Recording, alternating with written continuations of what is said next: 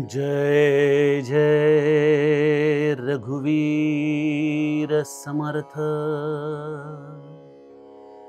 उपेक्षा कधी राम रूपी असेना, जीवा मानवा निश्चयो तो वसेना। श्री भारवाहीन बोले पुराणी, नुपेक्षी कदा रामदासाभिमानी।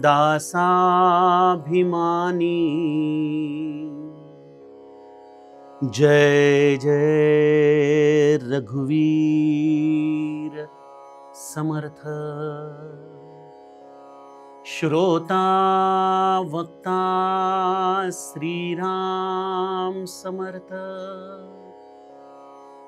जय जय रघुवीर समर्थ। श्रीराम आपल्या सर्वांच्या हृदयस्थ वसणाऱ्या आत्मारामास साष्टांग प्रणिपात करून मनोबोध एक अंतरयात्रा हा आपला समर्थ रामदास विरचित मनाच्या श्लोकांचा जो आपण चिंतनात्मक मागोवा घेत आहोत। सज्जनो, आज आपण त्यातील श्लोक क्रमांक 34 याचं चिंतन करणार आहोत। गेल्या काही श्लोकांमधून नुपेक्षी कदा रामदासाभिमानी हा जो समर्थ आम्हाला विश्वास देऊ पाहत आहेत की रामाचा आश्रय घेतल्यानेच जीव हा संपूर्णपणे निर्भय होऊ शकतो। त्यामुळे हे मना, तू निरंतर रामाचं चिंतन कर, त्याचं स्मरण कर। त्या मनालाच रामाचं हे सर्व सामर्थ्य जणू काही समर्थ सांगत आहेत।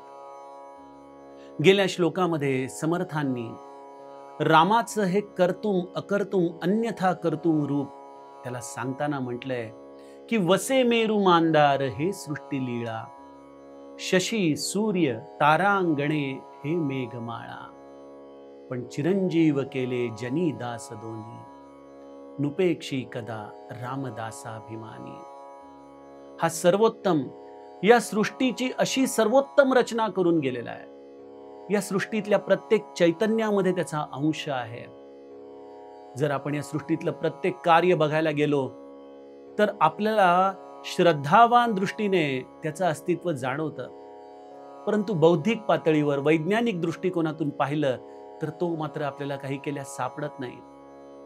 अशा या सृष्टीला नियमन करण्यासाठी या कर्माची नियमावली या भगवंताने दिली, पण त्याच वेळेला हा राष्ट्रपती सारखा या नियमांच्या पलीकडे जाऊन देखील चिरंजीव पद देणारा असा हा राम कर्तुम अकर्तुम अन्यथा कर्तुम अशा रीतीने या सृष्टीमध्ये संतांच्या निदर्शनास आलेला आहे।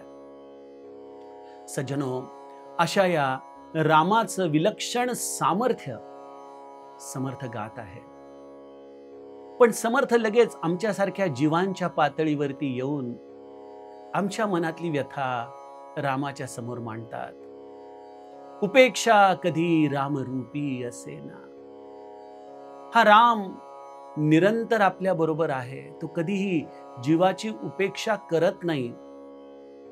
हे आम्ही या सर्व शब्दांच्या आधाराने समजून घेतोय, पण काय करावं? जीवा मानवा निश्चयो तो वसेना। पण आमच्या अंतरंगामध्ये हे ऐकल्यानंतर क्षणभर बरं वाटतं, पण आम्हाला तो काही केल्या मनामध्ये निश्चयात्मक भाव, निरंतरता या भावनेची ठेवता येत नाही। हा दृढ विश्वास आम्हाला राखता येत नाही की तो राम माझ्या बरोबर आहे, तो माझं कल्याण करत आहे, तो माझं रक्षण करत आहे। त्यामुळे समर्थ म्हणतात की जीवा मानवा निश्चयो तो वसेना। अरे माझ्या रामाला असं नका विसरू रे, श्री भारवाहीन बोले पुराणी। वेळ प्रसंगी तो तुम्हाला त्याच्या मस्तकावरती धारण करेल, तुमचं रक्षण करेल, असा माझा राम याने सर्व सृष्टीचा भार घेतलेला आहे। त्यामुळे हे मना, तू कधी हा आपला अभिमान आपल्या हृदयामधून जाऊ देऊ नकोस। की नुपेक्षी कदा रामदासाभिमानी. सज्जनो, आमच्या या जीव पातळीवरची जणू काही कैफियतच समर्थांनी या श्लोकामधून मांडलेली आहे. बघा, परब्रह्म हे सदा सर्व काळ निश्चल अखंड भरलेलं आहे. हे शास्त्र आम्हाला सांगतं.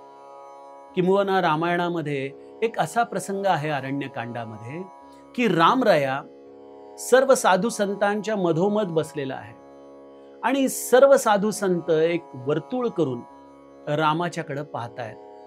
आणि गोस्वामीजी म्हणतात की रामाची पाठ मात्र कोणालाच दिसत नाहीये. प्रत्येकाला असं वाटतं की राम हा आपल्याला सन्मुखच बसलेला आहे. याचा अर्थ काय आहे की राम अर्थात हे परब्रह्म हे निरंतर जीवाला सन्मुख आहे. ब्रह्माची पाठ ही कधीच कोणाला दिसू शकत नाहीये, कारण तो निरंतर आमच्या बरोबर आहे. संतांना याची अनुभूती येते. म्हणून माझे जगद्गुरु गातात ना, जेथे जातो तेथे तू माझा सांगाती, चालविसी हाती धरोनिया. त्याच्या अस्तित्वाची जाणीव निरंतर राहणं याचं नाव संतपण आहे. बघा, जीवाची अवस्था अशी आहे की जीव जेव्हा सत्संगतीमध्ये जातो, जेव्हा संतांची वचनं ऐकतो, जेव्हा अशी ही दशसूत्रांची मालिका समर्थांची वाचतो, चिंतन करतो, तेव्हा त्याला वाटतं हो, तो राम माझ्या बरोबर आहेच. पण माझे समर्थ म्हणतात की सत्संगाची अशी गंमत आहे की तिथं बसल्यानंतर सगळं पटतं, पण ते स्थळ त्यागल्यानंतर मात्र पुनश्च तो प्रपंच आमच्या मानगुटीवरती येऊन बसतो. पुनश्च ती भ्रांत आम्हाला घट्ट धरते आणि या भ्रांतीने ही भयभीत अवस्था मनाला काही केल्या सोडत नाही. मनाला हा विश्वास ती काही केल्या दृढ होऊ देत नाही की तो राम माझ्या बरोबर आहे. काय असेल बरं कारण?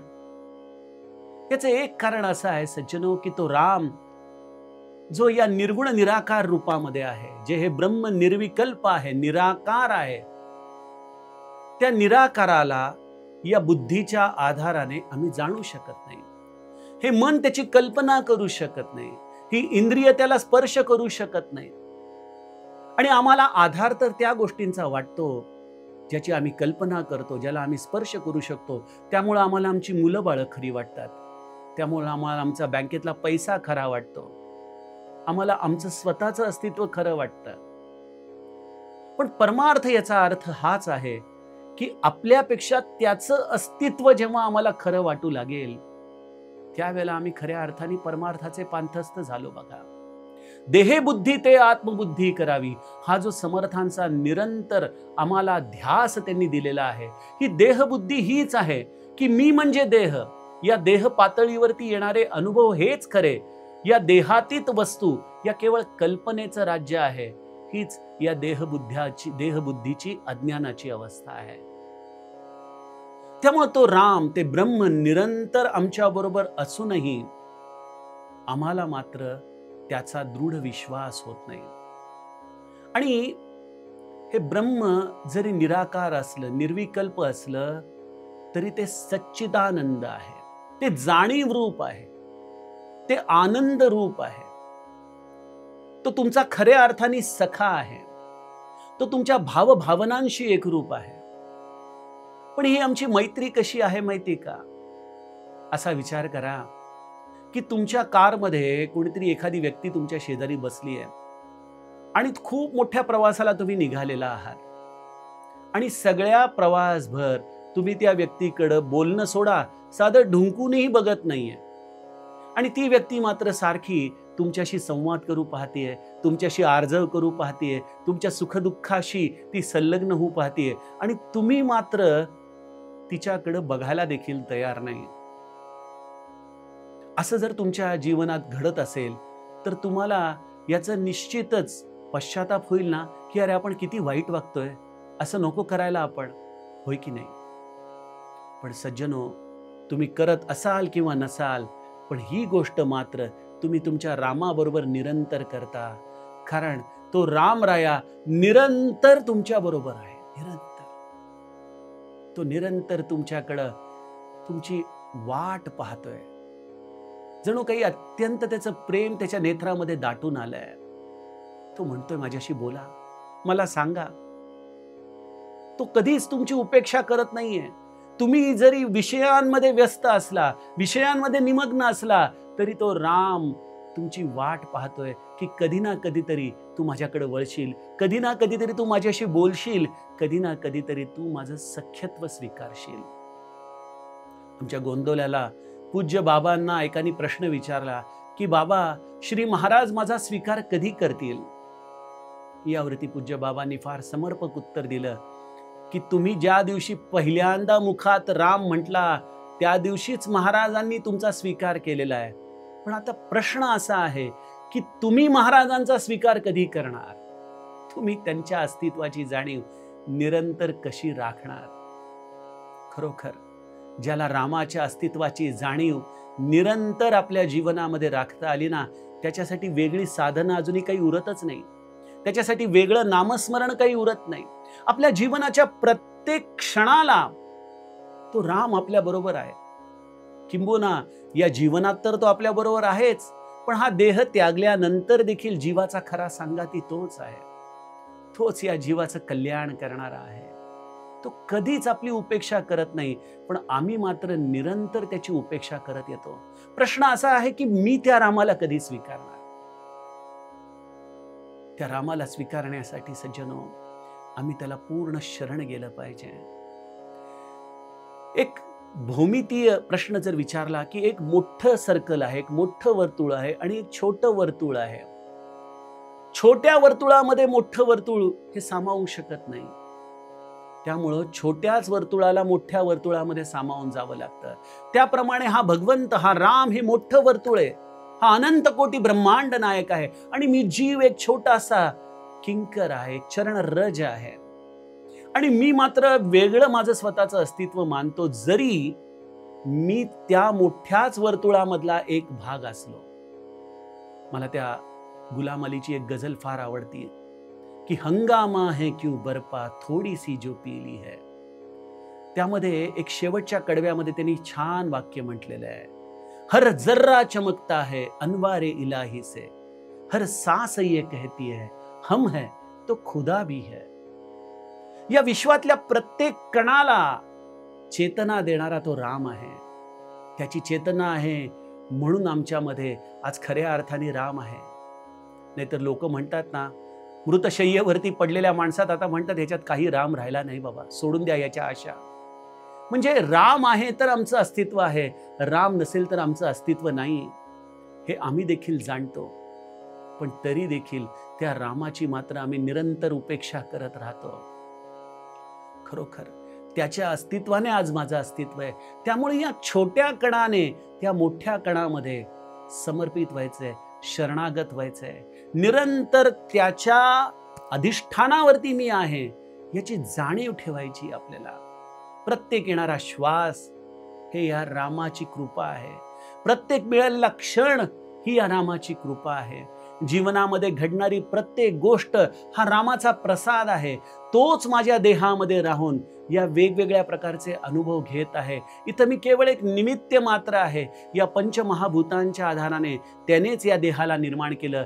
तोच या देहरूपी मंदिरामध्ये येऊन राहतोय.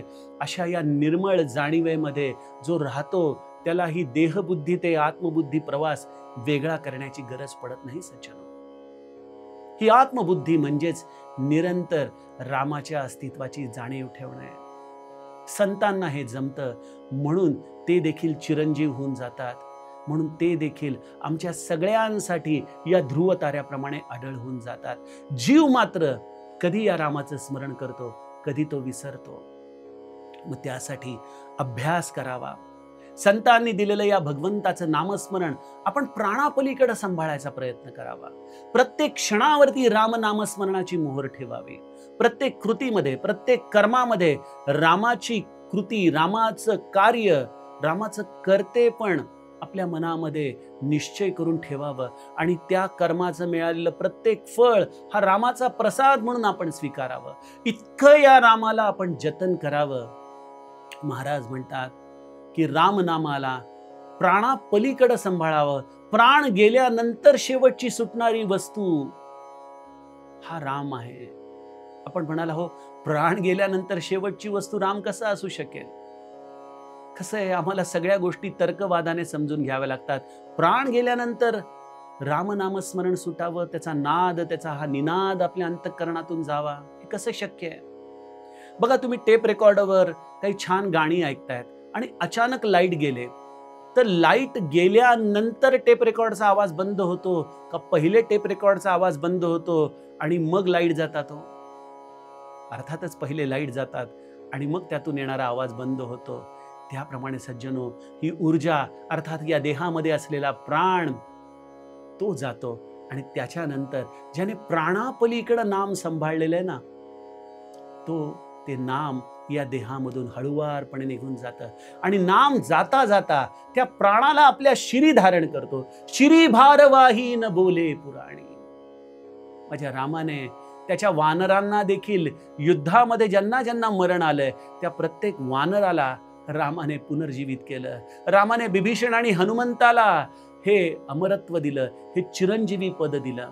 माझा राम या देहामध्ये जो प्राणापलीकडे त्याचं नाम सांभाळतो, त्याचा सगळा भार स्वतःवरती घेतो. जरी तो कितीही पातकी असला, पण जर त्याने निरंतर रामनामाचं स्मरण केलं तर अजामेळासारख्या पातक्याला देखील नारायण नामाच्या उद्घोषाने त्या अजामेळाचं त्याने आत्मोद्धार केला. असं माझ्या रामाचं हे ब्रीदवाक्य आहे. शिरी भारवाहीन बोले पुराणी. म्हणून हे जीवा, कधीही या रामाची उपेक्षा करू नकोस. कधीही स्वतःला असहाय्य समजू नकोस. कधीही निराश होऊ नकोस. बोलायचं झालं तर रामाशी बोल, सांगायचं झालं तर रामाला सांग. तो सर्व सामर्थ्यवान राम तुझ्या अंतःकरणातल्या प्रत्येक दुःखाशी एकरूप आहे. तो अत्यंत दयासिंधू आहे, तो संवेदनशील आहे. तो पाषाण नाही, तो दगड नाही, तो तुझ्या दुःखामध्ये होरपळून निघतो. श्री महाराज म्हणतात, माझ्यामध्ये व्यावहारिक दृष्ट्या जर काही दोष असेल तर तो एकच आहे की मी कोणाचं दुःख पाहू शकत नाही. खरोखर रामाचे हे दयासिंधुत्व आहे की तो तुमचं दुःख पाहू शकत नाही. त्यामुळे स्वतःला जीवनामध्ये कधी एकटं समजू नका. तो निरंतर तुमच्या बरोबर आहे. संतांना त्याची निरंतर अनुभूती आली, त्यामुळं रामाने देखील वारंवार आपलं प्रागट्य त्यांच्या जीवनामध्ये केलं. वारंवार त्यांचं अस्तित्व त्याने दाखवून दिलं. अशा या रामाचं निरंतर स्मरण करणं हाच साधनेचा पुरुषार्थ आहे सज्जनो. आणि ज्याने तो केला ना, त्याने जीवन खऱ्या अर्थाने धन्य करून टाकलं. बघा, त्याने आपल्या जीवनाला संपूर्णपणे न्याय दिला. ज्याने कधी या रामरूपाची उपेक्षा केली नाही, त्याला ब्रह्म ब्रह्म म्हणतात, ते स्वाभाविकपणे प्राप्त झालं. त्याला आत्मसाक्षात्कारासाठी आणखीन वेगळं कुठलं साधन करायची गरज राहिली नाही. असं हे रामाचं विलक्षण वैभव आहे. या संपूर्ण सृष्टीमध्ये तुम्ही जिथं असाल तिथं, त्याच्यासाठी तुम्हाला एखाद्या विशिष्ट ठिकाणी जाऊनच रामाला साथ घातली पाहिजे असं नाही. जेव्हा रावणाच्या या उन्मादामुळे सृष्टीमध्ये सर्वत्र लोक अत्यंत भयभीत झाले होते, त्यावेळेला महादेवाने ब्रह्मदेवाला एक अत्यंत महत्वाचं सूत्र सांगितलं. हरि व्यापक सर्वत्र समाना, प्रेमत प्रगट होई मैं जाना. हे ब्रह्मदेवा, तो हरी ना वैकुंठामध्ये आहे ना क्षीरसागरी आहे. तो तुम्ही जिथं असाल तिथं प्रगट होतो. हरि व्यापक सर्वत्र समाना. तो समानत्वाने सर्वत्र व्यापून उरलेला आहे. मग त्याला प्रगट कसं करायचं? तर त्याला एकच करावं, प्रेम ते प्रगट होई मैं जाना. त्याला अत्यंत प्रेमाने तुम्ही साथ घाला. बघा, प्रेम ही अशी गोष्ट आहे की त्या परब्रह्माला ती सगुण साकार करते. संतांनी एकच केलं, त्या रामाला अगदी आपला पुत्र मानला, आपला सखा मानला, आपला बंधू मानला, आपला पिता मानला. त्वमेव माता पिता त्वमेव, त्वमेव बंधू सखा त्वमेव. श्री महाराज म्हणतात, तुम्ही माझ्याशी नातं जोडा. तसं आपण आपल्या रामाशी नातं जोडावं. ज्याला ज्या भावनेमध्ये राम आवडतो त्या भावनेमध्ये त्याने त्या रामाशी नातं जोडलं ना की राम ते नातं सांभाळतो बरं का. अयोध्येमध्ये एक प्रसंग असा होता की एकदा एका साधूने या अयोध्येतल्या रामाशी आपला पुत्र या रूपाने, म्हणजे तो स्वतःला राजा दशरथ आणि राम आपला पुत्र आहे या भूमिकेने त्याने रामाशी नातं जोडलं आणि आपल्या झोपडीमध्ये बसून निरंतर तो राम भजन करत असायचा. एखाद्या पुत्राप्रमाणे रामाला तो सांभाळायचा. एकदा त्या मंदिरात, त्या स्थानाजवळ एक राम मंदिर बांधलं जात होतं. त्यामध्ये पट्टाभिराम म्हणजे अर्थात रामाच्या मांडीवरती बसलेली जानकी माता अशा रूपाने मूर्तीची स्थापना केली जाणार होती. आणि तिथल्या सर्व भक्तांनी या साधूला मोठ्या बळजबरीनेच अट्टहासाने सांगितलं की तुम्ही या, तुम्ही या. अरे ते म्हणाले, माझी झोपडी सोडून मी कुठं जात नाही, माझा राम माझ्या झोपडीतच आहे, आम्हाला इथंच राहू द्या. नाही म्हणे, तुम्हाला यायलाच पाहिजे, यायलाच पाहिजे. तो म्हणाला, मी जर तिथं आलो तर माझ्या रामाला ते आवडणार नाही हो कदाचित. पण तरी देखील भक्तांनी ऐकलं नाही. अरे असं कधी असतं का, असं म्हणून ते त्या साधूला त्या मंदिरामध्ये घेऊन गेले. आणि तो साधू साश्रू नयनाने त्या मंदिराच्या पायऱ्या चढत चढत वरती गेला आणि त्याने रामरायाकडे हात जोडून त्याचं दर्शन घ्यायला. आणि त्या क्षणी राम झटदिशीने उठून उभा राहिला. जानकी मातेच्या डोक्यावरचा पल्लू खाली आला. कारण आपले सासरे आलेले आहेत, सासऱ्यांच्या समोर आपण असं आसनस्थ होणं चुकीचं आहे. सज्जनो, जो जडाला देखील चेतन करू शकतो असा हा प्रेमाचा भाव आहे, असा हा सद्भाव आहे, जो या पाषाण रूपी मूर्तीमध्ये देखील ती चेतना जागृत करू शकतो. त्यामुळे तुम्ही रामाशी नातं जोडा आणि निरंतर अव्याहतपणे त्या रामाला आपल्या जीवनाचा सांगाती बनवून जगून तर बघा. जीवन विलक्षण आनंदाचं, परमोच्च आनंदाचं असं एक स्थान होऊन जाईल. अशी ही रामाची विलक्षण कृपा आपल्या जीवनात होते. म्हणून समर्थ म्हणतात की नुपेक्षी कदा रामदासाभिमानी. असं हे जीव पातळीवरती निश्चयाचा अभाव असलेल्या आमच्यासारख्या मंडळींना समर्थांचं सांगणं आहे. पुढील श्लोकामध्ये, उद्याच्या सत्रामध्ये आपण त्याचं चिंतन बघू. जानकी जीवन स्मरण. जय जय राम. जय राम.